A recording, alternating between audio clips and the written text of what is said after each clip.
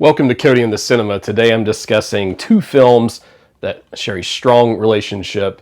This is Wages of Fear and Sorcerer.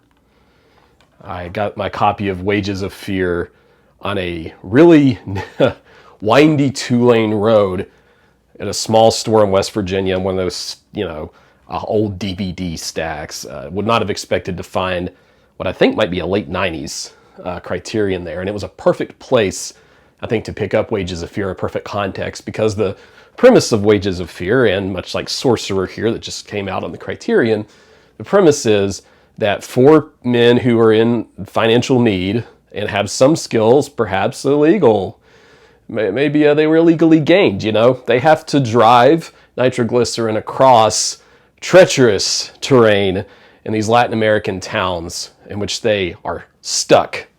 And Wages of Fear, of course, is the, Cannes-winning masterpiece from the 50s. And then William Friedkin, although it wasn't as successful, did sort of make this re-envisioning of it years later in Sorcerer in 1977. I think that's the same year as Star Wars, so what a thing to run up against.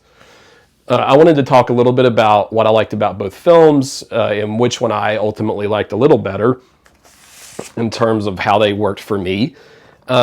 Both films, I think, do a really good job of putting you right in the dirt and the grime of the thing. Both films are gross and dirty and yet beautiful in their own way. In the black and white film, the original, the haunting images of that film almost feel spiritual or ghostly or something. In fact, I actually think that the heat and the misadventure, the soul and everything of that film worked a little better for me in DVD because there were parts I could barely see. And I would be interested to see a 4K version of it, which I believe Criterion has, but I did feel like I was transported to some place full of darkness and with all the absence of anything good and light in this world.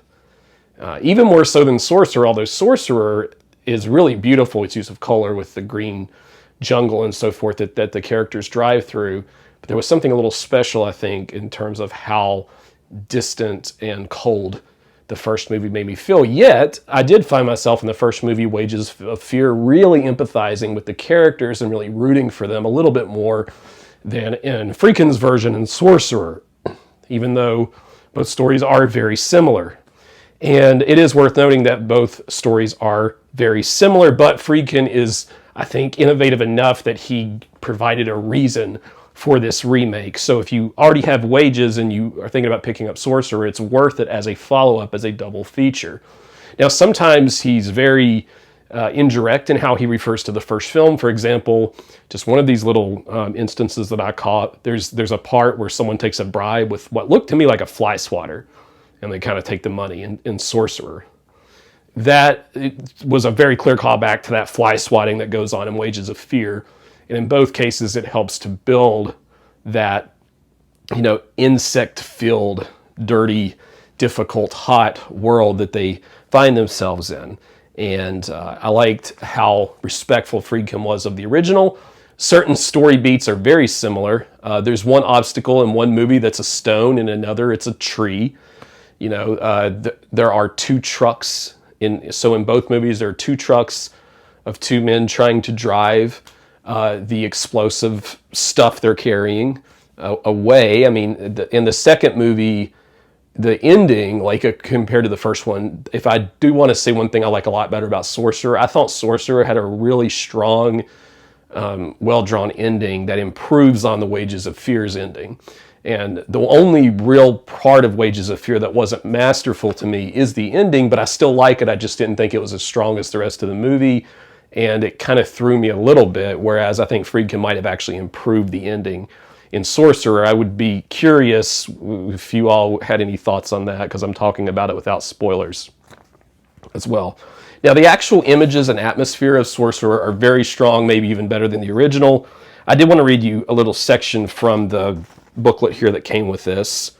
It's an awesome little booklet.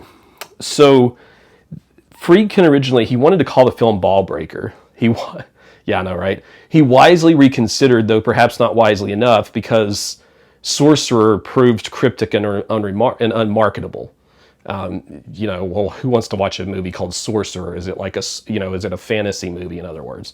But if time has vindicated the film's greatness, it has also immortalized that unorthodox name, which Friedkin meant to evoke the evil wizard of fate, and it also suggests a supernatural lineage with The Exorcist. He did direct The Exorcist.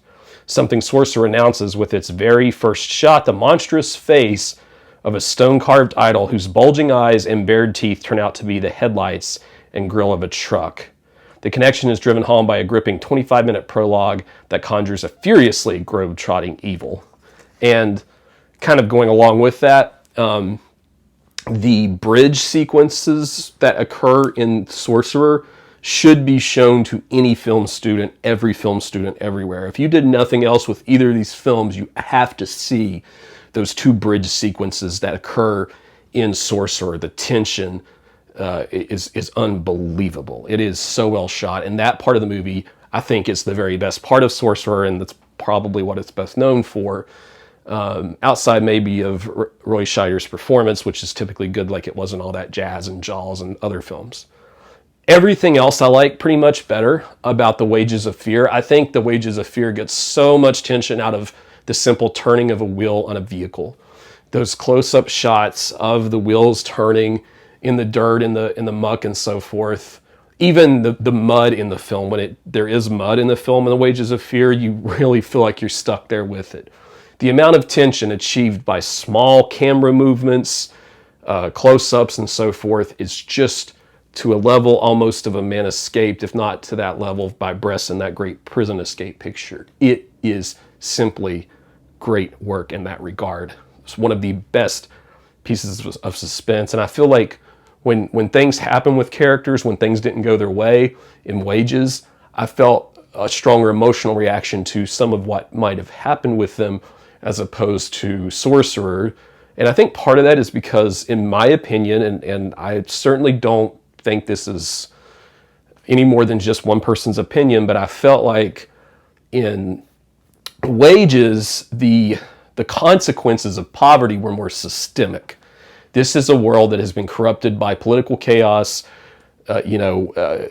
people who will gain wealth at any cost, and that is what has caused a lot of the conflicts that we see in Wages. Some of the characters remark concerning, their economic realities. In Sorcerer, it felt a little bit more like the characters are in their particular financial binds because of individual moral failings. And I think that Wages just punches a little harder in that way. And I think I found myself relating to the characters a little bit more. It's a small thing, but I noticed it kind of throughout. And I don't know if that's just something I'm thinking, if I missed something in Sorcerer. I don't know. I was curious if anyone had a similar thought to that or not. What I would say about both films is this. I'm going to probably upgrade this. This was my $2 DVD copy. It's rough. I need to get a 4K from the collection. I'm glad I have a Blu-ray. I chose to get a Blu-ray instead of the 4K Digipack. I'm fine with that, but I will be watching this again. So I don't think you could go wrong upgrading this if you wanted to spend a few extra bucks, but I wasn't unhappy with my Blu-ray. Overall, 2 must-own pieces in your collection, particularly if you like suspense, okay? Because this is about as good as it gets. There are moments in both films that you're just like holding your breath and like gripping your knuckles while you're watching. I mean, they're good, especially Wages of Fear. So I would say Wages of Fear is a masterpiece. It's an all-time great. I would say Sorcerer is one of the best of that year and still a pretty good movie, if not a great movie in and of itself, just not quite as good as Wages. But I would suspect that if you show both movies to the average audience, they'd probably like Sorcerer a little better. It's a little bit bloodier. It's a little bit more modern in some ways. I mean, Wages does feel like a movie that's an older black and white kind of 50s movie in some ways, but I liked it a little better. Again, watch both, add both to your collection if you haven't. And I would love to hear your thoughts on both films or either. Okay, definitely see them both. If you like this video and want to give that thumbs up button to help grow the channel, I'd appreciate it. And, let me know what you've been watching. Always like to hear recommendations from y'all, especially if you have something that you think would be a third great feature to add to these two, as I've talked about them as double features. And subscribe if you haven't. I cover lots of Criterion content on here. We'll see you next time on Cody in the Cinema.